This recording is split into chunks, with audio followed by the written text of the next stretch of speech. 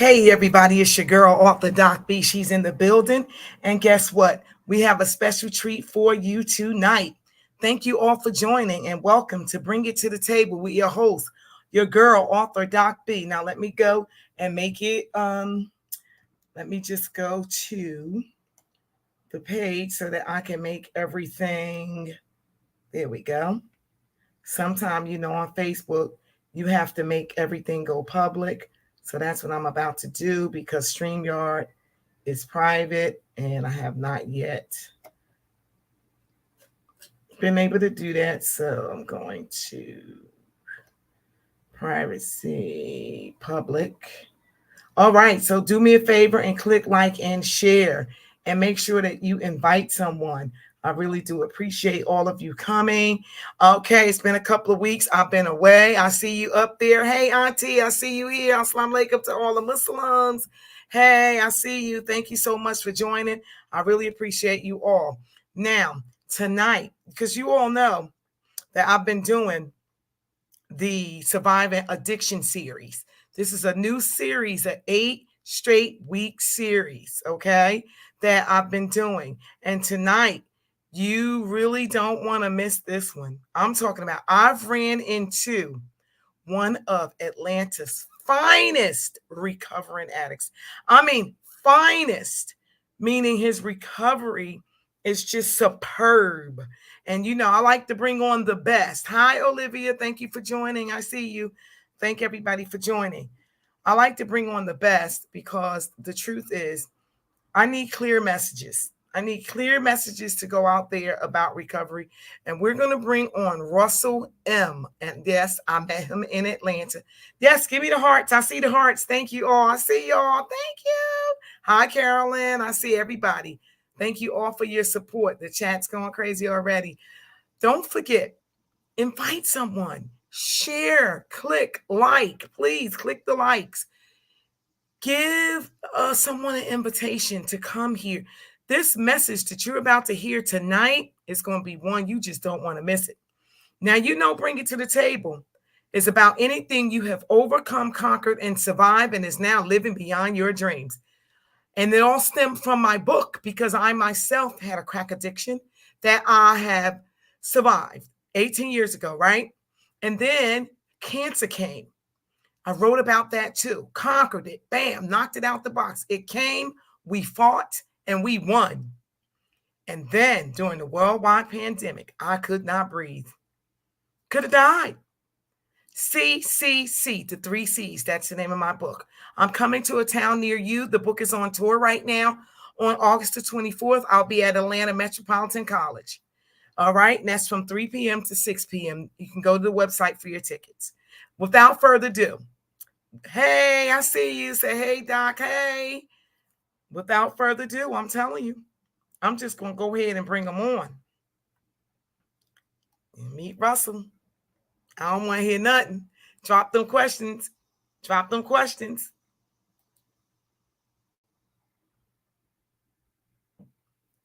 Hi, can you hear me? Okay, let me see what's going on. Can you hear me?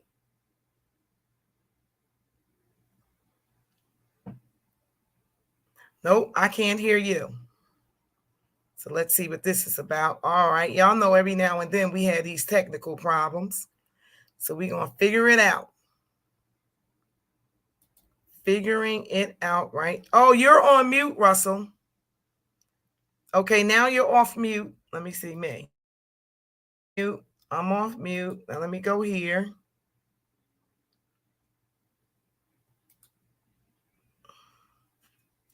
Nope. Let me find out. Hold on. Let me.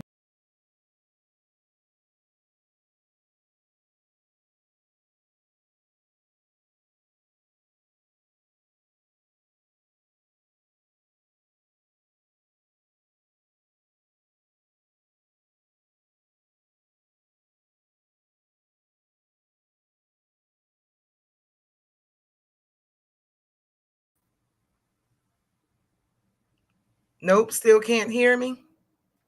Let me see something. Still can't hear me. Still can't hear me? Okay, so I have a mic. My mic is working, and yours is not. My mic is working, and yours is not. So you can hear, can you hear me? Give me a thumbs up. So you can hear. Okay, so I cannot hear you. So let me just turn this down so mine is working.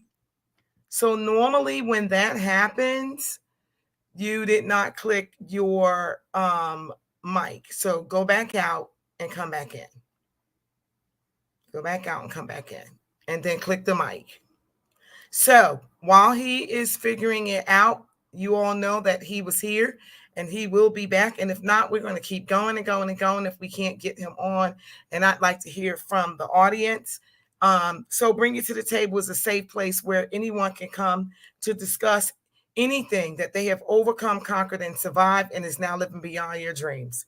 Okay. And that's what Mr. Russell was going to do. I met him in Atlanta. Yep. Y'all know where I go to those special places. He was there. Okay. He was there, you know, and dropping jewels. And I was like, you know, I really need to invite him to the show. And that's what I did. So hello, everybody. I see you all there. Wow. We got a full house tonight. Thank you all for joining. I appreciate that. Appreciate all the love, the respect, and everything. I see you over there. You're like, Assalamu alaikum. Hey, Onky, I see you. I see everybody. Aw. The audience is just getting bigger and bigger. It's growing. And I just want to thank everybody for coming. I'm hoping Russell could jump back on because he's really going to be an asset to our show tonight and sharing his life story and how he is living beyond his dreams after surviving addiction. That's what the topic is tonight. We had an 8-week series. We got the whole month of August to go. Woo, woo. And I have a really great lineup. I got some people coming in from Florida, some people coming in from California. Yeah, you can post comments. Can't post comments to some destinations. Okay. Some destinations you can't. Thank you for letting me know. Let me see something. It says learn more. Twitch. Oh, they got Twitch now. Twitter, Facebook. Read. No, post. YouTube, you can't post comments on YouTube. I'll go there right now while Russell's trying to come back on. Because we couldn't hear him. And if you're out there and you want to pop in on my Facebook page, you can just pop right on. I'm going to send this to quite a few people.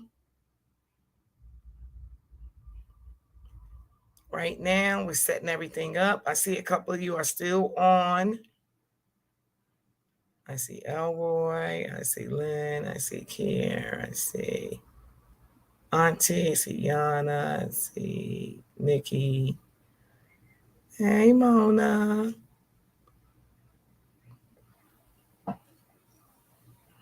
I'm not sure if he's going to make himself back on, but some comments you can't post. Okay, let me see something. So we're waiting for our guest. If you just, which one is that? Who said, hey, Auntie? Is that Josh? Hey, Auntie. That's like Josh. That's got to be Joshua. I know it's Joshua. He don't play around. Hey, Auntie, I'm here. You can drop your name in the chat if you like, so I can know that you're here. That would be great. And I can start some dialogue with you all until Russell comes back in. I don't know if he's going to be able to do it because I can't get his sound. But boy, oh boy, I'm telling you, that would have been good.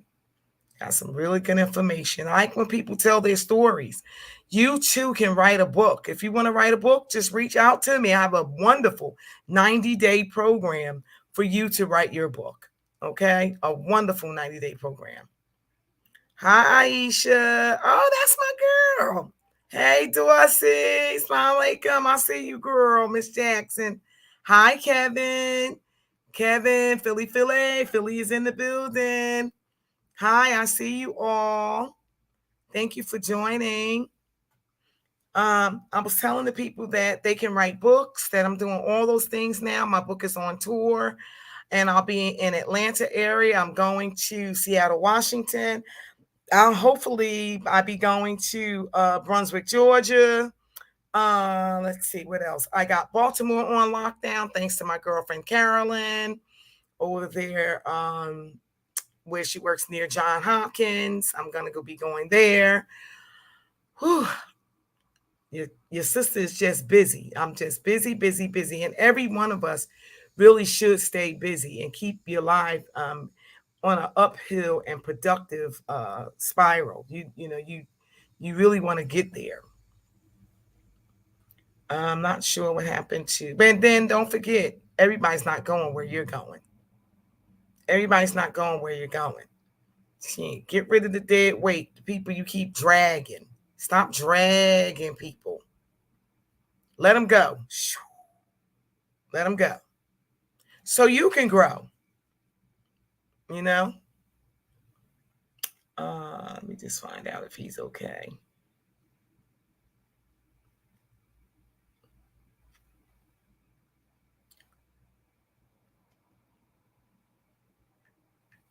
Is Carol on?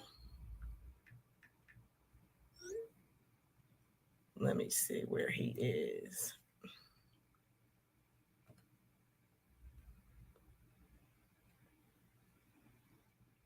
Let's call him up on the show. See what's going on. Hello. Hey, how you making out? Well, I'm trying. It's telling me now create live stream, and I hit studio. I see studio pre-recorded video. No, not that one. Not pre-recorded. Not pre-recorded. Right. I'm hitting studio, but when I hit that, it had shown me a picture. It's not even doing that now. Okay, so go back again. I'm going to send you a link right now. Again, I'm going to text it to you. Go back out. I'm going to text you. I'm going to text it to you.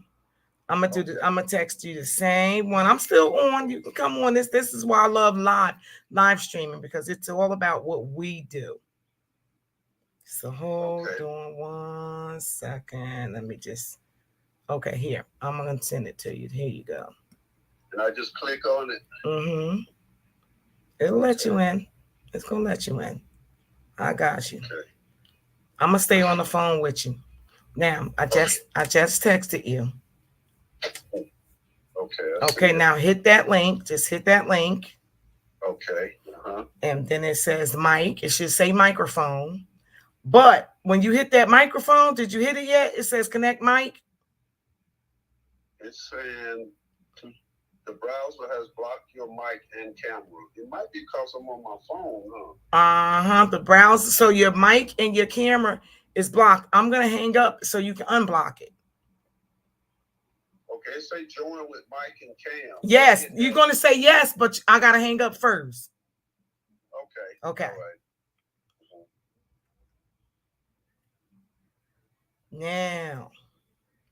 Now, we on to something now, y'all. Y'all still hanging around. I really appreciate y'all. There he is. I'm going to get him again.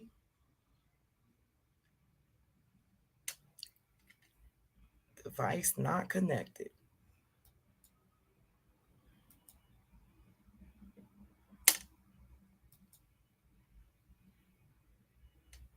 Trying to get him on for you all. Here he comes. He's making strides. Okay, there he is, and we can hear you. Hey, everybody, it's your girl off the Doc B. She's in the building, and we have a special treat for you tonight. Our guest finally made center stage. Everyone, please meet Russell. And he put his whole government up there. He ain't scared. Huh? Hi, Russell. Thank you so much for staying on and pushing your way through. I really do appreciate your ability to practice patience and all those spiritual principles that we use, because I mean, you really did it. You stayed on long enough to get on. So I introduced the audience. I told them who you were. We got quite a few people on here already. They're in the chat. They gave us their names. We got Aisha and Kevin and Tanya and John, and is that Miss Blunt? Isaac? Isaac Bent. We got, oh, you ain't gonna believe this. We got Africa. Somebody's from Africa. They supposed to be asleep right now, but they get on anyway. I love my fans. They're amazing. So everyone, I introduced you. You got Russell on. How you doing today? I'm doing fine. How are you?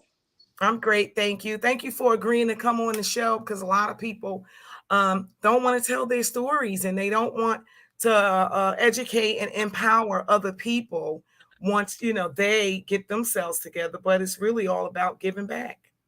Right. Mm-hmm. And I know you know that, because you didn't even hesitate when I asked you. So thank you for that. You're welcome. We're gonna do some questions. I'm gonna give you some questions first. I'm gonna ask, like, where did you grow up at? Where are you from? I'm from Atlanta, Georgia. Actually, I'm a Grady baby. Oh, you Um, are? yeah, I'm a Grady baby. One of the few in Atlanta. Seems like everybody Mhm. from Atlanta is from another place. Mhm. Mm-hmm. So you are one of my first that I'm meeting from Atlanta. That is from Atlanta. Mm-hmm. Everybody else I meet is from somewhere else, like you just Correct. said. Mm-hmm. And so now, who is Russell? Like, who is he right now? Like, who's that? Who is he? Can you tell the audience who you are? Like, what kind of guy is he? Well, thanks, Doc B. A God-fearing guy. A guy that try to walk in God's light and be obedient to God's will. A lot of people talk about God this and God that, but I think, like it says in the Bible, it talks about being obedient to God's will, which is never easy, but it's a reward at the end of the rainbow. Because the more you walk in the light, the more the devil or the disease want to come at you. Mm-hmm. Mhm. Mm-hmm. All right. And so, I like that. I like when you said that, you're, are you a family man? Yes, uh-huh. A working man, or do you have like your own business? Because a lot of people I'm meeting in Atlanta, Russell, they have their own business. Yes, I have a landscaping business and a shuttle bus driving business. Wow. I actually retired in 2012. Nice. Mhm. Mhm. Nice. Okay, great. And so I really like that you mentioned God and use this spiritual stuff.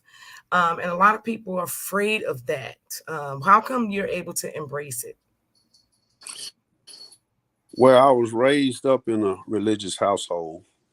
You know, um, we went to church every Sunday and Bible study and Sunday school, Mhm. and um, and I really didn't understand until I reached a certain age, because I was Mhm. kind of forced to go because I always wanted to stay home and play sports with other people in the neighborhood. But my grandparents instilled that in me in an early age. So Mhm. I kind of been God fearing all of my life, but being obedient is something that came later on in my life. It took all the circumstances that you go through in life, the good, bad, and the indifference to get you to the point of of following God's will. Mhm. Okay. That's good stuff. And so if you went to church and you did all that stuff, what happened along the journey? Like, how was it? Um, who was in the household at a young age? And, what was going on that made you take a turn? And when did that turn take place? Um, Actually, it started maybe in middle school. Um, I hate to say I'm a product of my environment, but Mm-hmm. I did what the other kids was doing. You know, I was always pretty good at getting my lesson, but after I get through with my lessons, the teacher would call home and tell my grandmother, well, he likes to, get through and shoot paper balls in the trash can and pull girls' hair and shout out in class and just not being obedient. Yeah, the Uh, behaviors. the behaviors and stuff it was shown in me earlier in my life. Began to smoke cigarettes in the bathroom and all of that at an early age. Sure. Mhm. Okay. And so I really like the fact that you said environment, because I try to teach everybody on the show a lot of times. And I think Kevin, you can is the guy named Kevin on here now, can vouch for it. I say it all the time that addiction and the behaviors are definitely shaped by the environment in which you come from. So you just verified that once again on the show. I appreciate that, y'all. So be careful. You all heard what Russell just said. He definitely said it's all about his environment. And that's where he got this stuff from, starting to do things that other kids was doing. So watch your kids, because some of them are demonstrating addictive behaviors, and y'all out there thinking it's cute, and it ain't nothing cute about what Russell just said he was doing, pulling the girl's hair, smoking the cigarettes in the bathroom, doing all that stuff. Them kids doing that stuff, and then their moms is keeping and dads and parents and caretakers are keeping some of these kids in a sick place, laughing at it, thinking it's cute and stuff like that, instead of stopping them and making corrections and getting them help when they are acting out like that. Did you ever get help at that age? Did I ever? No, I didn't. No, I had a father, but he wasn't active in my life. And I had a mother that she was abused, and she left Atlanta to move to another city. And I didn't want to move. That's why I stayed in Atlanta with my grandparents. Okay. And of course, they was older, but they instilled a lot of values, morals, and ethics in me that was just planted there. That really didn't manifest until later on in my life. But as far as getting help, well, yes, I did. Doc B. I started playing ball in high school, and I had coaches to kind of mentor to me. Because I actually went to 4 different high schools. 4 different high schools. So you can imagine, bounced around from my grandparents to my mom to my dad to my uncle. I always ended back up at my grandparents' house because my grandmother always told me I always can come back there. So always welcome to grandma's. That was truly a blessing, But the coaches helped me to get back on track. They told me about my potential. That'll do it every time, man. That potential fuels us. It fuels us to become great. Right. And then something happened. What happened? Well, I actually went to college on a scholarship, baseball scholarship, and I had a choice. I was in Atlanta. I could have went as far as Canada, but I chose to stay close. I went to Payne College in Augusta, Georgia. I chose to stay close because, my uncle and everybody were drug dealers. So if I got to Canada, I wouldn't, I probably wouldn't be able to have that connection that I would have had if I just went down to Augusta, Georgia. So and then I went down there and selling drugs and just didn't do the right thing, and one thing led to another. But one thing about it, Doc B, I think God has always had me. I can testify from here on out, but I went down to college and I really wasn't doing that but selling drugs and chasing women and doing stuff that I shouldn't have been doing in college. So my grandfather passed away. I think it was like my grandfather passed away in February, and I came back home and they had an ice storm in Atlanta, Georgia. And that whole week, my friend of my uncle kept telling me, Russell, they taking applications for General Motors. that whole week, Monday through Friday. But it was bad, and we was trying to, make arrangements for my grandfather's funeral. And I just waited. She called. She said, "Russ, it's Friday. You need to get down there." And I got down there, Doc B. I think about 2 o'clock. After 2 o'clock, and they had stopped taking applications. Period. And I was like, "Oh my God, a good job like that." And the security guard wouldn't let me upstairs. And I Mm, just bust out and started crying. And because I was just upset because, my grandfather was an integral part of my life. yeah. And they was going to bury him that next day. So I was just feeling some type of emotions. And the lady walked downstairs. She said, "What's going on?" But my uncle went to tell them that he had gotten me there too late. We was trying to make arrangement to bury our father. He just said our father. And there was an ice storm and it was bad. So the lady told the security guard, let him on up. Ooh. Right. And then I went upstairs, Doc B, and I filled out this application, and they had about 6 piles of applications up there. She said, "Mr. Mallory, I tell you what I'm gonna do. I'm gonna put yours right here on top." Soon as I got back to college, it wasn't 2 or 3 weeks later, they was calling me to come to start working with General Motors. And I never looked back. And I ended up retiring there after Wow. nearly 30 years of working. Wow. That's amazing. Yeah. Look at that. So we got Yeah. someone in the audience. Please put your name in the chat. They said, wow, over your story. They're thanking you. Everybody's saying hello. Good job. They appreciate you. They're saying over here, I think it's on Facebook, one of the Facebook pages. They're saying, wow, I have 3 sons who play basketball. My 12-year-old is projected to play for the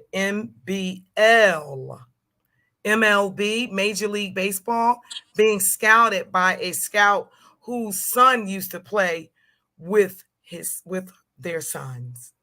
That's amazing. Congratulations. Keep up the good Mm-hmm. work. 12 years old and already Yeah. looking for great things like that. That's how we prevent. And you said that. You see how your story reached this lady already?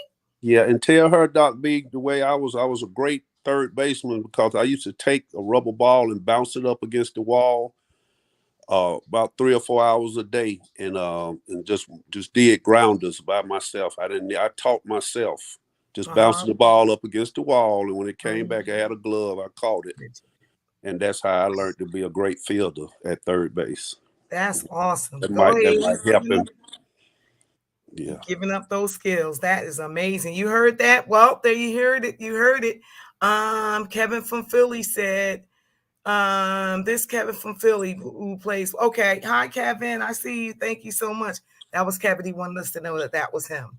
Okay. So that's really, really good. And then you're giving up skills on top of recovery. That's just amazing. And I knew it was something special about you. Every time I see you at the place that we go, you just always so positive and always got your head up. Of course, you got your cigar.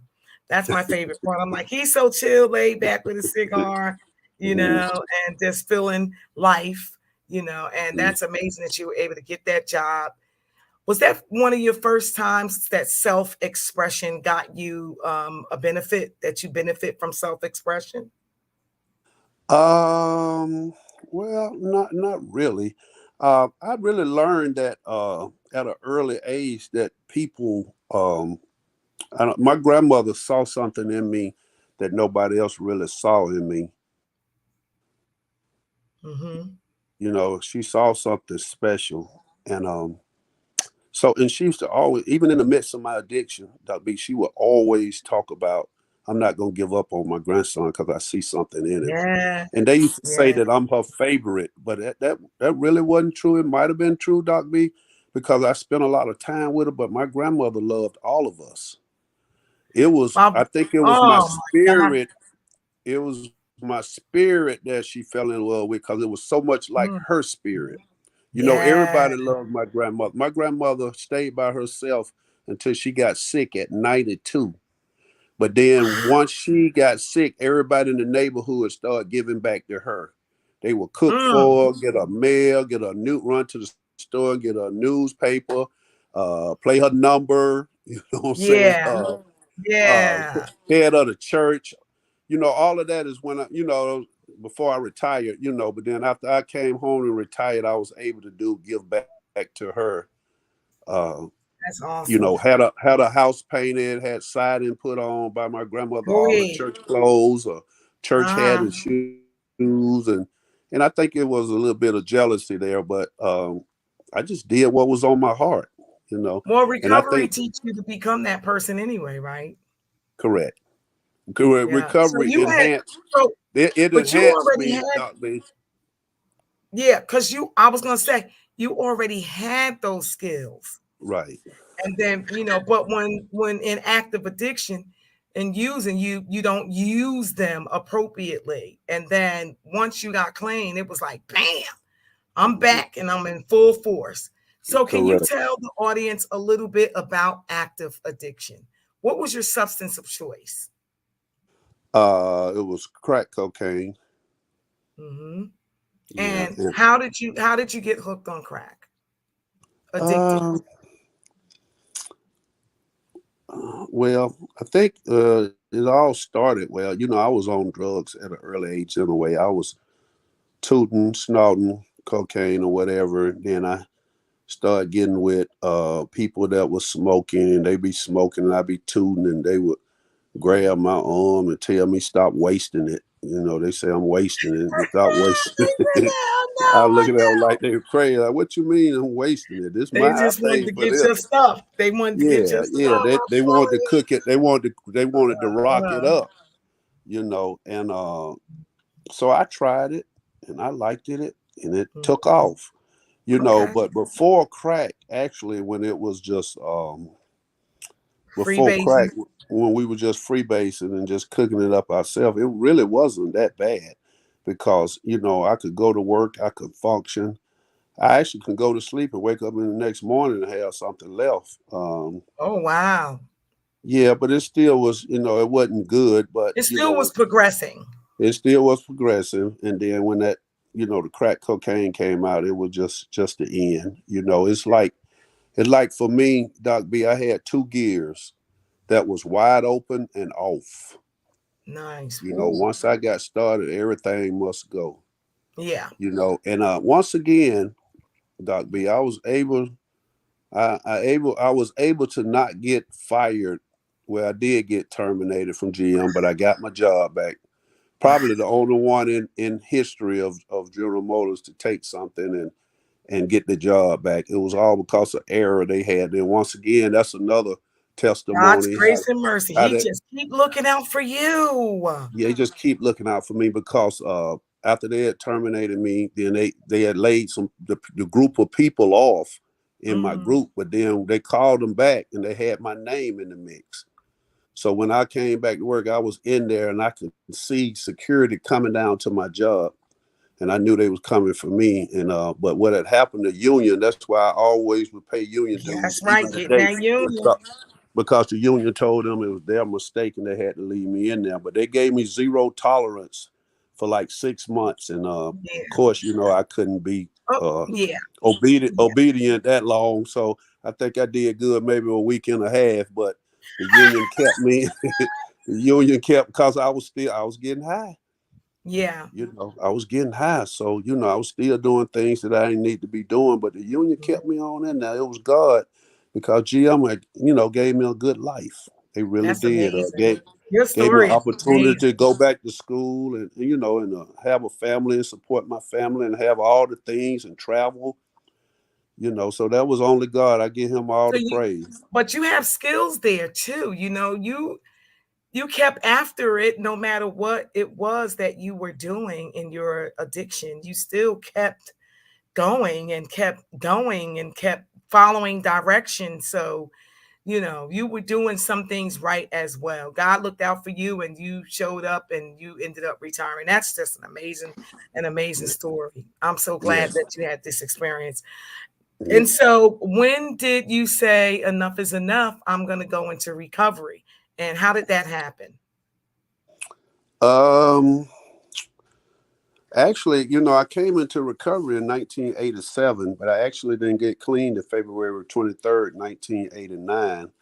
I got into recovery, and you know, I kept coming, but I was, you know, that behavior, you know, I Mhm. had a street name. They was calling me Cadillac Slim in the streets because I had a slant back Seville that actually I had bought when I first, check this out, Doc B. I had bought it when I first started working at GM with no credit at all. And then people say, there's no way you could get this car. Then they called me one day. They say they got one bank that will finance it Mm. for me. I say, that's go, let it go. But you know what the interest rate was? What? 31%. Ooh, wait. 31%. Wow. I was paying $30 towards the car and $700 towards the interest and $30 to the principal. But you know, I wanted that car. You know, Mhm. I never even paid for it after probably many years of having it. You know, Mhm. Mhm. uh, yeah, that behavior. You know. That's crazy. Oh, Mm. hi, Patricia. Patricia joined us. Helena joined us. Dorsey joined us. Hi, everybody. Y'all know I can't go down this list and say everybody's names, but I thank you all for joining. Thank you for the hearts. Thank you for the love. Thank you on YouTube. Thank you on Twitter. Thank you on Instagram. Thank you on Facebook. 3 different Facebook pages. Thank you so much out there. I really appreciate all your help. And all your support for all these years, because I've been on now for coming up on 3 years. So I thank everybody for their support and their love. Again, the book is going on tour. I will be at Atlanta Metropolitan College on Thursday night from 3 p.m. to 6 p.m. You don't want to miss it. It's going to be extravaganza. So please go to the website, get your tickets at www.authordocb.com. Then in September, I will be in Baltimore, Maryland. And in October, I will be taking the show on the road, hopefully to Seattle, Washington. And in November, hopefully I'll be in Brunswick, Georgia. And in December, who knows? It could be in your town. You can book me too. Okay. Mm-hmm. So thank you all. And thank you so much, Russell. So now you went into this life of recovery. When did that take place? How old were you when you finally made a decision to go into recovery? And what was that like? Tell the audience exactly what happened. Well, I was 20. I was 28 years old, and I had lost everything. Doc B. I had lost everything. I was sleeping in my grandmother's doghouse. Mm, She had, you know, my grandmother was spiritual, so she had a big doghouse with pine straw in it, and she had a light. She made sure they put that light that's facing the sun, that's mm-hmm, coming from the south. She loved the dog just that much, and and I would curl up with my dog, and you know, I got flea bites on the side of my hip now mm, that I always think about that day, you know. And I was just sick and tired of coming in and out the rooms and you know, coming in and disrupting the meeting and coming in, you know, intoxicated and all of that. And they was, mm-hmm. you know, people were still loving on me and stuff. Yeah. But February 23rd, 1989, they just asked me, they say, well, they didn't ask me. They looked at me and knew I was tired because I Mm-hmm, had my grandmother's house coat on with some flip flops on. My grandma had a nice house coat. You know, I had sold everything, all my clothes and everything. So I had mm-hmm, nothing. And it was pretty cold in February. And mm-hmm. she had a nice house coat. And then I came on in and them people knew I was tired. You know, for some reason, you know, I can't explain how, you know, things happen in life, but they knew by looking at me that I was sick and tired of just being sick and tired of Yeah. paying the high cost of low living. So they took my grandmother coat and went and got it dry cleaned. I took it back to my grandmother. They took Mm-hmm. me to Burlington and bought me a coat. And I don't know people back then, you from Atlanta, I don't know, but they took me to Woolworth, a store from Oh, I way, remember Woolworth. yeah, They had one up north. yeah, way back in the day. And then as soon as you walk in, they had a table with tennis shoes on, a little cheap dollar, Yep. $2 tennis shoes. But I was so glad to get those. Mm-hmm. And I took a black marker and draw a star on it and colored it out and wrote all stars on the All bottom. I stars. was That's what still we sick. do. That's right. Yeah, still was sick though. But you know, then they started loving me and feeding me and taking care of me and teaching me about recovery. Mm-hmm. You know, that's what I needed. come to then come to believe. You know, I was just amazed on how everyone was loving on me, and I knew that that's what I was looking for all along, that love. See, I was bouncing Mhm. around from relative to relative, and I was always looking for love in the wrong places. You know, Mhm. I joined up with these pimps, and you know, I thought they loved me because I was working their girls with them, and then when the girl came up short, you know, they wanted me to jump on them, and I told them no, I couldn't do that. So they wanted to jump on me. So I said, well, I couldn't find love there. So I just enjoyed the love and the tranquility that I had when I arrived. Yeah. Hmm. Wow, that's amazing. And so, how do you maintain? You've been clean now for how long? When's your clean date? Tell the audience your clean date. February 23rd, 1989. It's 34 years. Oh my gosh, Hmm. look at that. Wow, 34 years. congratulations. What an Thank you. example. Hmm. Congratulations. Thank I you. really mean it. And so, how do you maintain your recovery?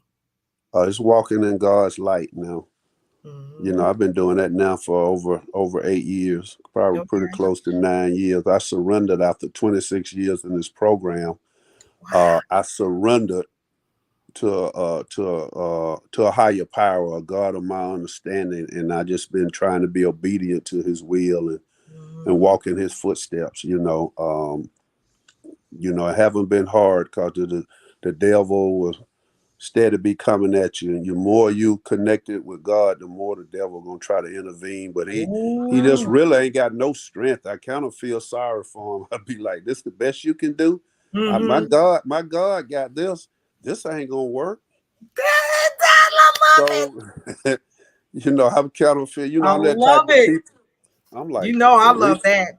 for real though. This the best you got. This Is ain't that gonna all do you it. got? What's Yeah, next? yeah. I'm gonna keep following in His light because I enjoy the tranquility, the peace, and the serenity It's a that I have beautiful in my place. life. The life, and it ain't just the things. You know, I always had things. I always had the big It house, sounds like it. the Sounds white like it. picket fence, the pretty wife, the Mercedes, the Jag. I always had all that. And it was always something missing on the inside because I never Ooh, was pretty. content, always discontent. You know, it Mhm. wasn't until I felt that void with God is that when I finally, you know, found peace in my Yeah. life. Something that I always was searching for and could never find outside of me. Mhm. Things never fixed me, and it never worked for me. It Mm. was instant gratification. You know, I was going Mm. broke, trying to continuously to keep buying things. Doc B. Yeah. Mhm. Wow, Russell, that story is crazy. Mhm. When did you notice that it was a inside job, that it really wasn't the things? Because a lot of people in recovery worship the things. Like, they say you dress up the outside, but your Uh-huh. insides is all messed up and this, that, and the third. Dressed up garbage Really can. Yeah. yeah, say that again. Dressed up garbage can. That's what I Mhm. heard. You're just a Mhm. dressed up garbage can, not doing any work Mhm. on yourself. And so, when did you know for sure that? Because you mentioned, and this is so important, audience, please pay attention. You can't recover because of things, because you got some things back. This is what message that Mr. Russell is carrying to us tonight. I heard him say it. He said, "Nah, I always had things. I always can get things. I kept some things, but it was something else." So recovery is he talked about his spirit, his inside, the tranquility. That's the word you used, the peace. So would you say, when did you know that it wasn't the things, the stuff? What happened?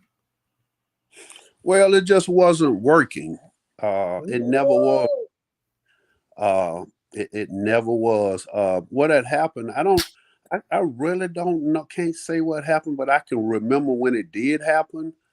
You know, Uh-huh. I guess they say we can't change overnight, but I did. You know, it happened overnight. I had like Epiphany. a spiritual awakening in my life. Ooh. You know, I had a spiritual advisor that that everybody loved him, right? So I know he was really, really busy helping people. I would only go to him you know, when I was really, really hurting. And this guy always had peace, no matter what he went through. He always had peace, and Man. I always wanted that, Doc B. But I was kind of wallowing around and twinkling in that type Oh, of abnormal behavior that I was kind of used to my whole life, and I yeah. wasn't ready for what he had. And then he was dying of cancer, right? And he Uh-huh. had about 2-3 weeks to live, and they had sent him home. And he wanted to give me a shirt, and I seen him taking tubes out to go try to get the turkey. I said, "Let me just show me where it is, or let me know. I'll go and get it." But he was Yeah. trying to do service even in his dying days. Ooh. So that was like, man, that guy got, ooh, man, he finna leave this world, and he And he's still trying to got a give you smile. something. He trying to help me. Mm. Oh my God. So Doc B, I say that's it, man. I got to have this. Come And he just on. told me about getting an up close and personal relationship with God. Mm. He told me about let God's will and my will line up together. Come like, ooh. You think You you know, there now? But do you think you're there now? I've been there for a while. Yeah, I've been there. Wow. I share a story, but that let my will line up with God's will, and that he was telling me when I pray and meditate, he said just meditate a little bit longer. You'll get your assignment from God, but he said, Russell, you better be ready for it. And I knew I was ready at that time. So when I Mm-hmm. prayed and meditated, Doc B, God never told me to go do nothing for myself. He always was telling me go do something for somebody else. Mm. He will Come on. always let me know who I'm supposed to help. Wow. That's Yeah, deep. That's deep. and so I started doing that. I was praying and I was meditating and I was getting God. See, when I retired from GM in 2000, let me see, I retired in 2012. 2012. I Well, came back home to Atlanta because I lived in Nashville for 22 years. Then okay. I went to Michigan for 3 years, and that's where I retired at. And Okay. I always wanted to come back to Atlanta. So when I retired in 2012, you know, I had my 4K money, I had this Yeah. money, Yeah, I yeah, had so yeah. much money. I came home to Atlanta, and I was a single man and, you know, living this life. I bought me a house over there, a big house on Cascade. I bought me a Wow. Mercedes Benz off the showroom floor, and Uh-huh. I was living this life, but I was praying and I was meditating. And Uh-huh. God kept telling me to go help my daughter back in Nashville. She was 15, 14 at the time. Mm-hmm. Mm-hmm. And I was like, God, you see how I'm living? Are you kidding me? Give all of this up to go back to Nashville? Mm. And I was in denial, Doc B. Denial turned into straight up refusal. I was like, I can't, but I always remember what he's told me. And I gave it all up and I went to Nashville and helped my daughter. She got a scholarship playing basketball, and she just got a master's about 2 months ago. Living, and wow. That's good And stuff. I never will forget that, Doc B, when I pulled up and picked her up from school, her her friends was telling her, China, there go your dad. And I saw that look on her face. Oh my God, Mm. that's better than that first hit, man. Ooh, priceless. When she was walking up to the car like she was floating, man, there go my dad. Mm. So I stayed with her down up there another 3 years, and I never will forget when she graduated from high school. She had a scholarship. She was doing well in her classes and all of that. Mhm. And she said, Dad, I'm good now. I know you want to go back home, and you can go back home. Oh, But I wow. did God's will, Amazing. and I was like, oh my God.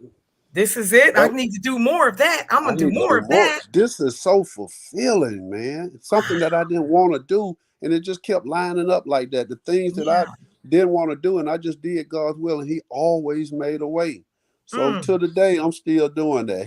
I never prayed, and He never said, "Go out there and get you a brand new car, a big old house, and nothing like that." It's always Matter of fact, He's been about it. Yeah. Just help people that need help. Yeah. So Wow. you I do service in many different Okay.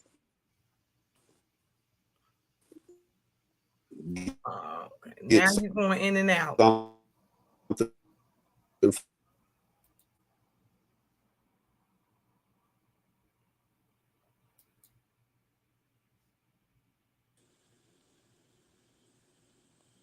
You okay? You there? Yeah, I'm here. Okay. You was going in and out. I'm sorry. That's okay. You talked about service. You said something about service. Yeah, I would just, That's where we lost you at. I try to do serve in different capacities, you know, just trying to be of service. Because I think that's why, a lot of people that I grew up with, they dead in life. I mean, are dead, in prison, doing life, or walking around like zombies still. But I'm pretty sure God spared my life for a reason. That reason is to be of service to him. Great. Thank you. That was simply amazing. There it is, folks. You heard it right here on Bring It to the Table with your girl, Author Doc B. I am your host. Do you know somebody named KC and then another person, like they all keep clicking on the in backstage? Did you give them the link by accident? Somebody named KC. I'm gonna add them to the stream. Let me see who this is. Hi, KC. JC. That's my sister. That's my sister. Oh my gosh, she's on the show. She surprised you. Yeah. Hi. Hey, Jen. Hey, only because Kerwin sent me the link, Russell, because he told me you was on. So I said, let me peek in real Let me quick. see Yeah, who she he part is. of my story. So who is this right here? Right? Who is this KC person? Take yourself off mute. Who is this KC person? Yeah, hey, what's going on? Link? That's my Yep, husband. yeah. Oh, okay. All right. He So probably this ain't is gonna your show family. himself because he's smoking a cigar, Doc B. He don't want to smoke Okay, on I understand. Right. I understand. Well, nice to Right. meet you, sister. Yeah, absolutely. I just had to peek in on my brother. Well, thank you. He Thank you, did Yeah. Jennifer. a fantastic job. We were just wrapping it up, and we want to say any last remarks for you. What would you tell people right now? What would you tell people that are in active addiction? And what would you tell those who are in a life of recovery right now? Last words. You're speaking to these people who need help, those people who are already in. What would your advice, suggestions, or whatever your terminology is, what would you say to them for your final remarks? Well, in the beginning of recovery, it's surrender. When we totally surrender, we win. Surrender to your help. Because help is available. See, God has many programs that he put out there, and all of them are God-given programs, whether it's church or whatever you decide to go to. Be obedient to what it is. If it's church, go to Sunday school, go to Bible study, read the Bible, whatever it is, be obedient to it, and follow some suggestions. I didn't get clean for 34 years by osmosis. Somebody taught me about, recovery. What does that mean? Tell the audience, what does that mean? About recovery? Tell the audience, what does osmosis mean? I mean, this didn't happen by accident. Okay. I just didn't walk into recovery by accident. I was put there for a purpose. We all have a purpose. I don't know why God went down and chose us. Went down to the gutter and got us out the gutter. I don't know if I can say this, but all God's disciples was, they had issues. He used all of them. David, Job, every last one of them. Every last one of them. But you see how they served once he went down and got them. The first they came, then they came to believe. Ooh, y'all heard that right here on Bring It to the Table. Thank you very much, Carolyn. I see you. I see you right there. Thank you, Elroy. I see you, Mr. Jones. You just joined us. Hi, Mr. Williams. Thank you all for joining. You heard it right here. Be a servant of God to the people. Trust the process. He said, surrender.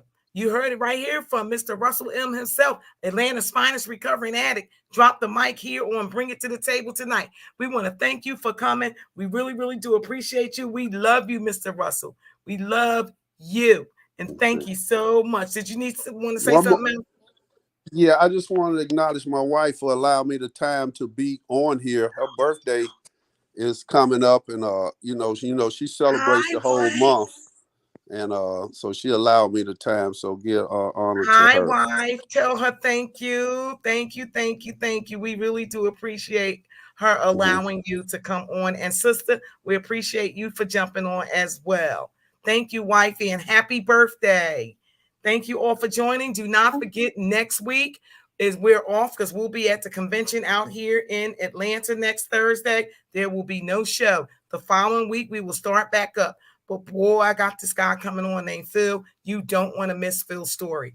Phil don't look like us. He's a different breed, okay? But he's going to tell his story, all right? So there it is. Peace. Thank you so much for coming. We appreciate all of you. Your support is, oh my God, so overwhelmed with the support. Thank you, thank you, thank you. Good night.